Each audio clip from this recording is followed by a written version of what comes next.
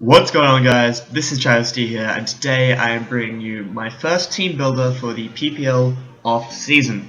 So as I mentioned in my draft analysis, which you can go check out the last video uploaded on this channel if you want to see why I drafted what I drafted, I mentioned that we were going to be playing Alex, Onesie Bennett, and his Birmingham Spritzee. We have played him before in PPL Season 3, D1, and we managed to win 1-0, but basically we shouldn't have won that game because he misclicked him with the Thunder with Victini instead of Trick Room, which would have won him the game.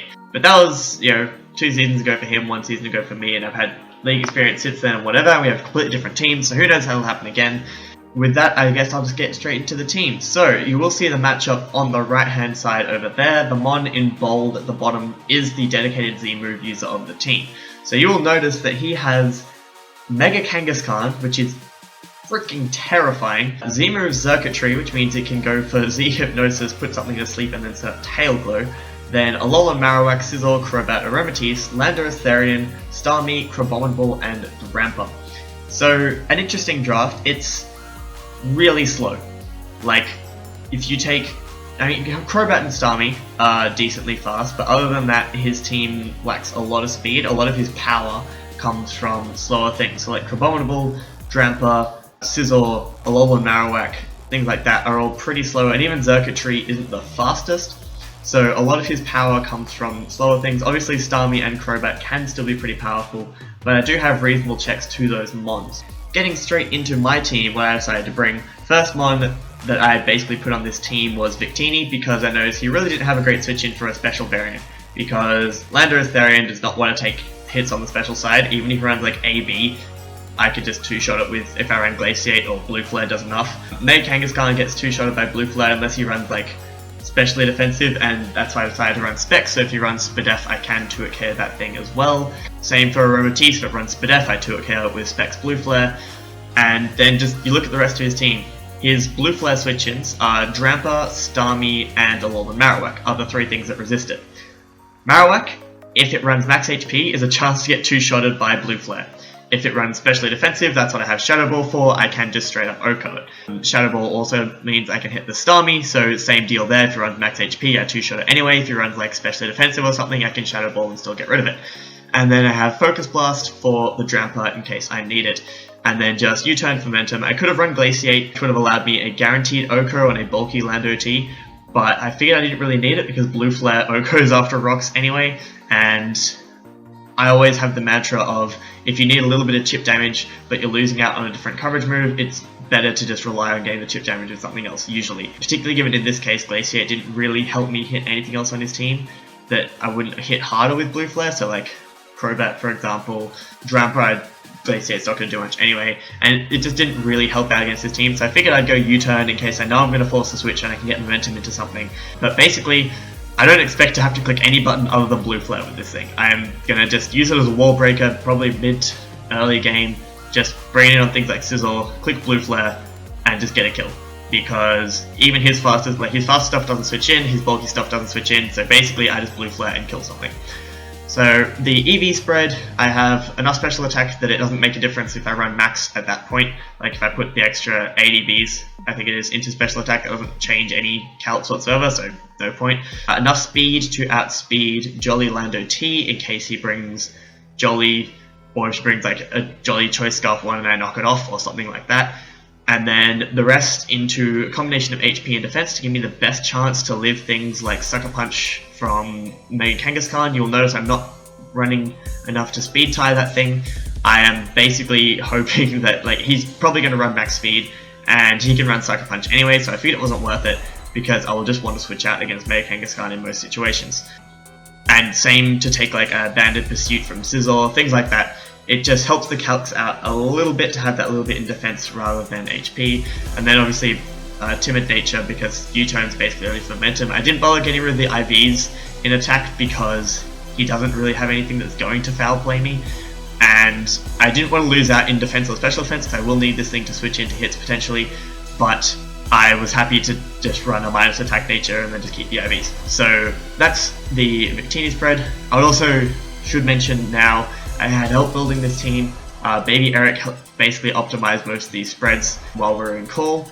And I also talked through it with Schady and Eric as well, because we were all three in call talking through things, and I think Paul and Shroom may have contributed. They're in the server that we talked about it in, and I can't remember whether or not they actually contributed anything major, but there was a call with me, Schady, and Eric where we basically tied, like, I built most of this team, and then they just helped me like clean up a couple of little things like the EV spreads. So next up was a one I basically knew I had to bring, because it is my only maybe check to Mega Kangaskhan, and that is Miltank. I originally thought of like Registeel, but that just dies to 2 Earthquakes, and I can't even run Sugar Berry because it'll pop on the first hit and then take a lot of damage from the second one anyway, and things like that. So I decided to run Rocky. It also doesn't get, Registeel doesn't get recovery, so I would have to be running leftovers, and then I can't get Rocky damage, Rocky Helmet damage and that kind of thing. Whereas in Miltank, I can run fully physically defensive, and I do not get 2-hit KO'd by Double Edge, by Jolly Double Edge, because I do expect him to run Jolly, because I expect him to try and speed tie with Victini. That's what Alex does, and if he runs Jolly Double Edge, I will not get 2-shotted by it. He will take a lot of recoil, and obviously that means I won't get 2-shotted by anything weaker than that, so like Brick Break, I don't get 2-shotted by, Return, etc. I will get 2-shotted by Hammer Arm, but then he lowers his speed by 2 stages, I outspeed him, and I can just spam Milk Drink while he kills himself off the recoil. I will mention again that Mega Kangaskhan is pre-bank only, which means it cannot run Power Up Punch and it cannot run Seismic Toss, both of which would be big problems for this Miltank, because then it could just 2-hit KO me. Power Up Punch in particular, because I would switch him, take 2 Power Up Punches, then he's at +2, then he can 2-shot me with like everything, I wouldn't have gotten enough chip damage off and things like that.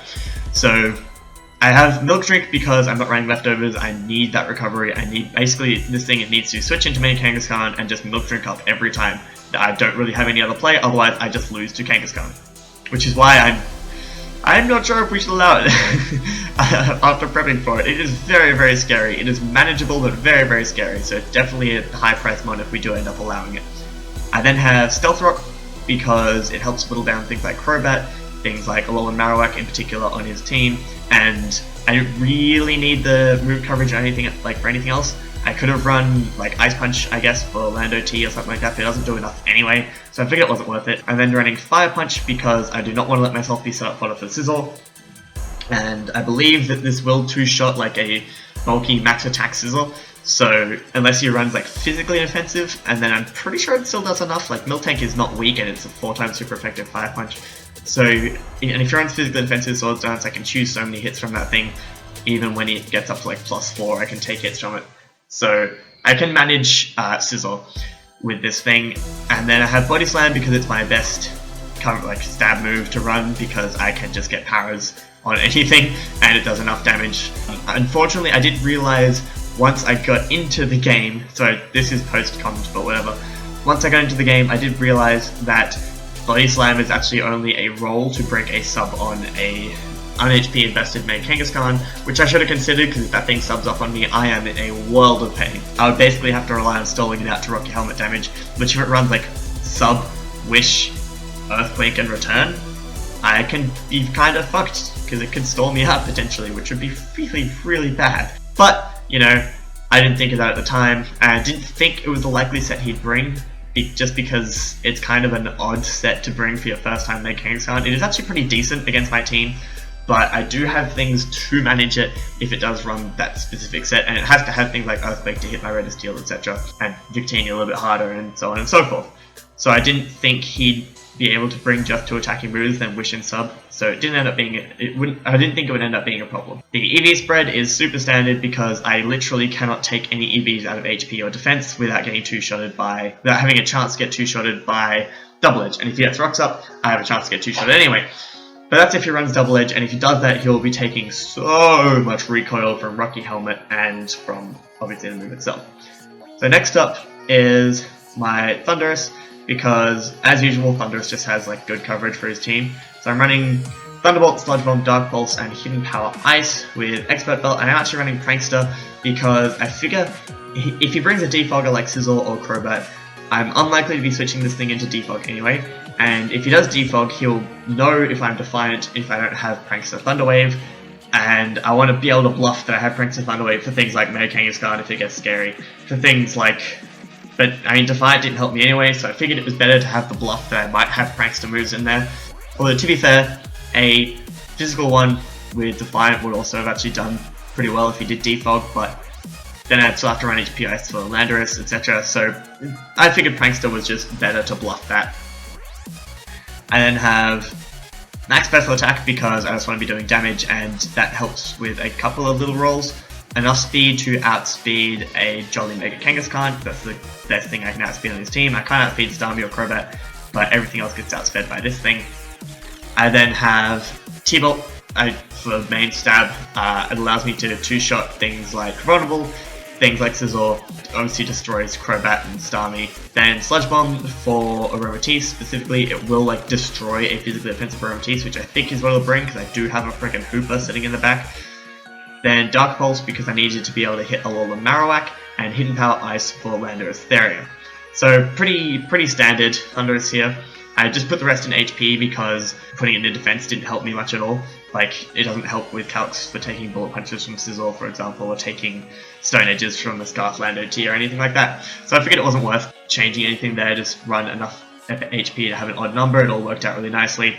So that is my Thunderous Incarnate. You'll also notice I do not have the IV to HP Ice because in Gen 7 with the bottle cap thing you can max out a stat, which Showdown just says, well, we'll just let everything add max IVs and everything, so that's pretty cool.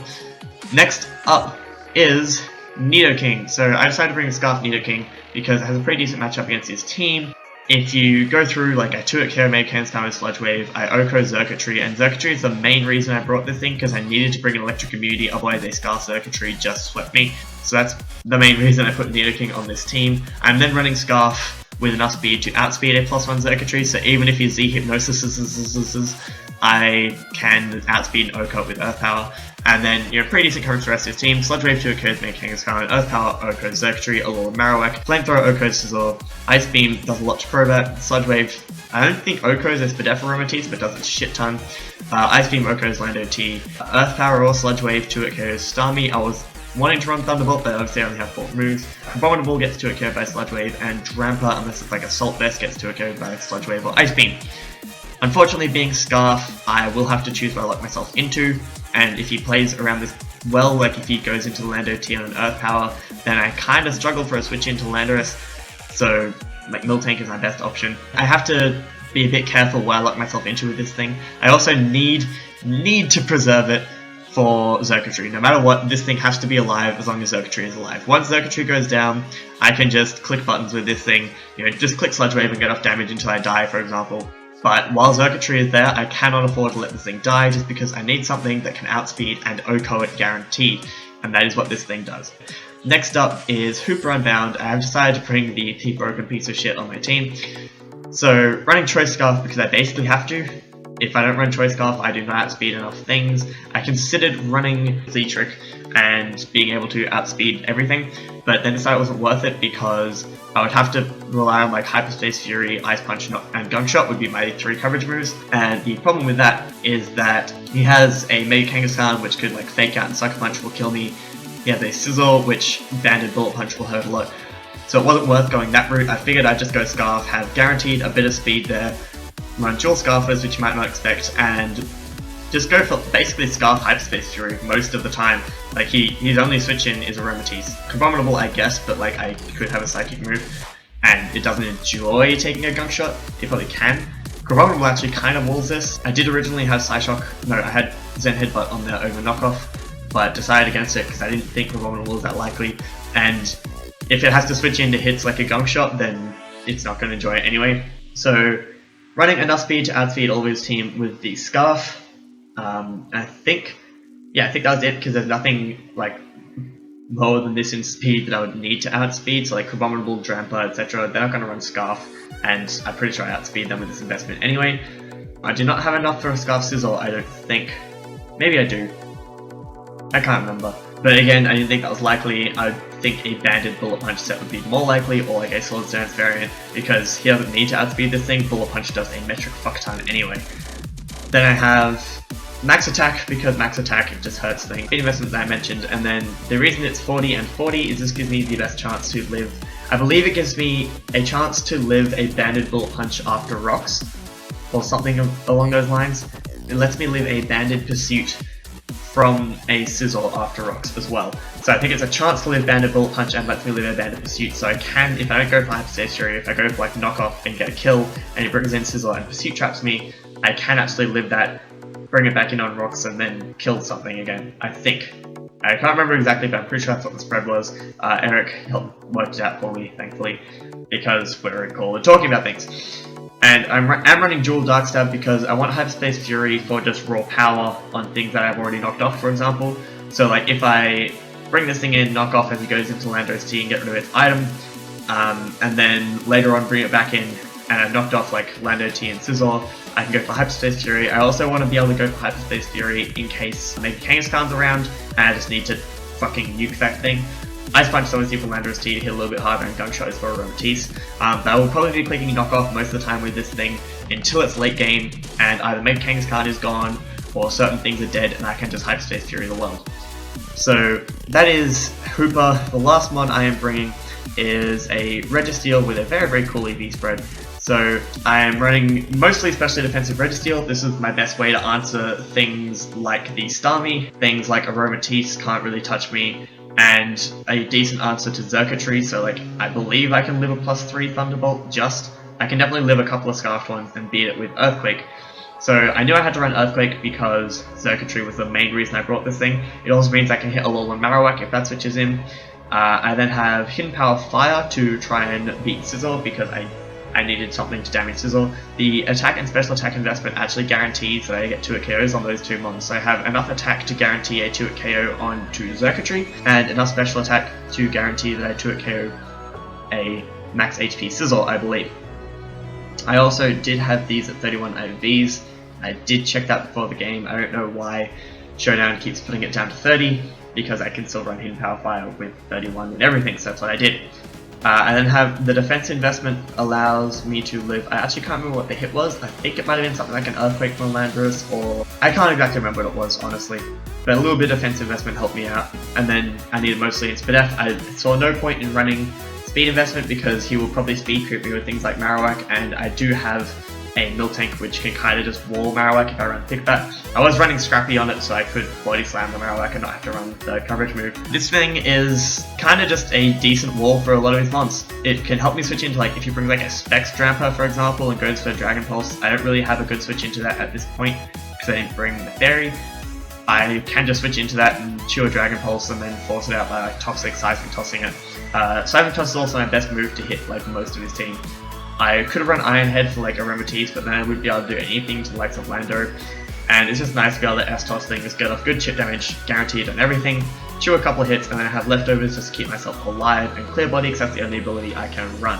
So, this has been a long and rambly team builder. A lot of really, really good EV spreads worked out by mostly Baby Eric for this. Basically, yeah, Baby Eric, Schady helped me build this team, as I mentioned, and I will be uploading the battle just after this, so you will be able to see how I go against Alex and his Birmingham Spritzee. And I hope you guys did enjoy this, and I'll see you in my next video.